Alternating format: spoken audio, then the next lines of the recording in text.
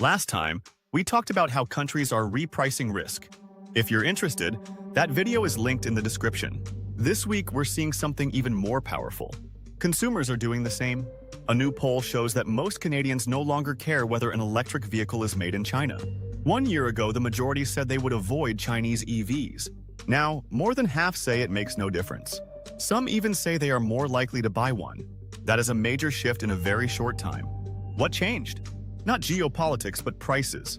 Canada has been living with high housing costs, high grocery bills, and elevated interest rates. Even though inflation has slowed, the level of prices is still high. For many households, affordability is not theoretical. It's daily math. Mortgage payments, rent, food, insurance, car payments. When budgets get tight enough, preferences change. A cheaper EV is not a political statement. It's a financial calculation. This is where trade policy meets cost of living. For years, Canada aligned with the United States and imposed a 100% tariff on Chinese electric vehicles that effectively blocked low-cost options from entering the market. Now, the tariff has dropped to about 6% for a quota of vehicles. In exchange, China reopened access to Canadian agricultural exports like canola. On paper, this looks like a geopolitical adjustment, but underneath it reflects something more basic. When inflation lasts long enough, voters care less about alignment and more about affordability. Governments notice that because tariffs are not invisible, they show up in prices. When low-cost goods are blocked, consumers pay more. When barriers fall, price pressure eases. And when price pressure eases, political resistance softens.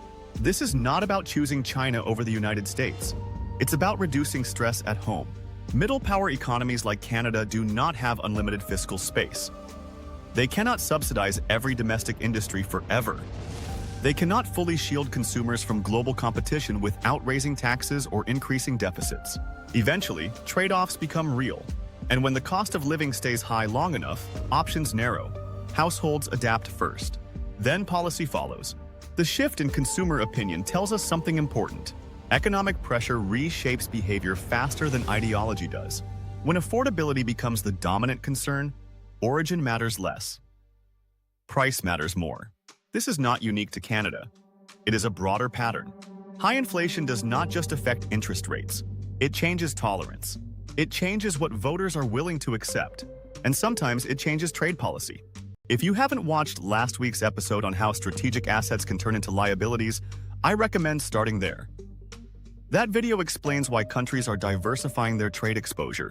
Today's story shows what happens when consumers begin doing the same. I've linked that video in the description below. Because this isn't just about electric vehicles. It's about how cost of living pressure reshapes global economics, quietly and often permanently. This is Global Notes by JP. If you found this helpful, comment, like, share, and hit the bell. We're building the strongest macro community on the platform, one signal at a time, together.